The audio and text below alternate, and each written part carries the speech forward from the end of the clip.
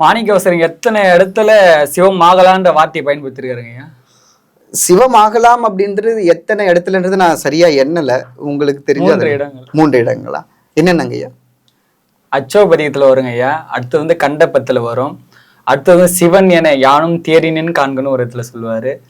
இப்ப நீங்க ஒண்ணு சொல்லிட்டீங்க, இன்னொன்னு கண்டபத்துல வரும். 3 இடத்துல சிவன் நம்மளும் ஆகலான்றத சொல்லியிருப்பாருங்க ஐயா. திருவாசகத்தை அவர் எத்தனை முறை பாடியிருப்பாருன்னு? திருவாசகத்தை அவர் எத்தனை முறை பாடியிருப்பாரு அப்படின்னும் போது, இதுக்கு நம்ம ஒரு சின்ன ஒரு குட்டி ஒரு வரலாறு மட்டும் நம்ம சொல்லிடுறோம். இறைவனை குருவா தான் முதல்ல வந்து அவர் ஏற்றுக்கொள்கிறார்.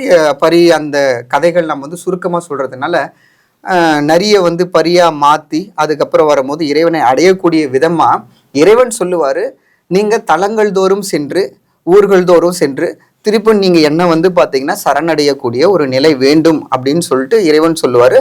அந்த உத்தரவின் பேர்ல நம்ம மாணிக்கவாசக பெருமானும் எல்லா இடங்கள்லயும் போயிட்டு தலங்களை தரிசிச்சு கிட்டத்தட்ட வந்து பாத்தீங்கன்னா ஒரு 36 தலங்களை வந்து அவருடைய அந்த திருவாசகத்திலே வந்து பாத்தீங்கன்னா குறிப்பிட்டு இருப்பார்.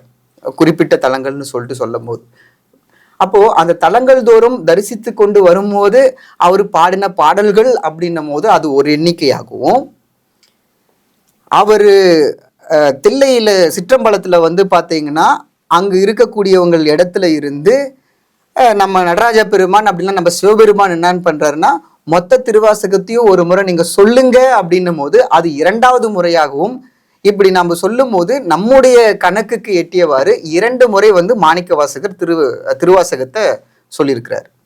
2 முறை திருவாசகம் சொல்லியிருக்காரு. ஆமா. மற்ற திருவாசகருடைய பாடல்கள் உங்களுக்கு பிடித்த பாடல்கள்லாம் எது சொல்லுவீங்க? திருவாசகத்துல பாத்தீங்கன்னா ஆரம்பமே வந்து பாத்தீங்கன்னா சிவபுராணத்தை சொல்லியிருப்பாரு. அதுல எல்லா விதமான விதங்களையும் வந்து அவரு சொல்லியிருப்பாரு. அதுல மலங்க புலனைந்தும் வஞ்சனையை செய்ய விலங்கு மனத்தால் விமலா உனக்கு கலந்த அன்பாகி கசிந்து உள் உருகும் நலம்தான் இல்லாத அப்படின்னும் போது இந்த மனமானது எப்படியெல்லாம் வந்து துன்பத்தின் நிலைக்கும் மாயினுடைய நிலைக்கும் உட்பட்டு இருந்தாலும் இந்த நிலையில இருந்தாலும் நான் உன்னை ஏத்துக்கிறேன், தாயினும் சால பருந்தினு சொல்லக்கூடிய இடத்துலையும் அவர் வந்து இந்த ஊனுருக இந்த உயிர் உருக நம்முடைய மனமுருக கண்ணீர் மல்க சொல்லக்கூடிய ஒரு இடத்துல கட்டாயம் இந்த திருவாசகம் எல்லா இடத்துலையுமே இருக்கு. சரியா? சைவ சமயத்துக்கும் மற்ற சமயத்துக்கு அப்படி என்ன வேறுபாடு இருக்கு? சைவ சமயத்திற்கும் மற்ற சமயத்திற்கும் வேறுபாடுகள் அப்படின்னும் போது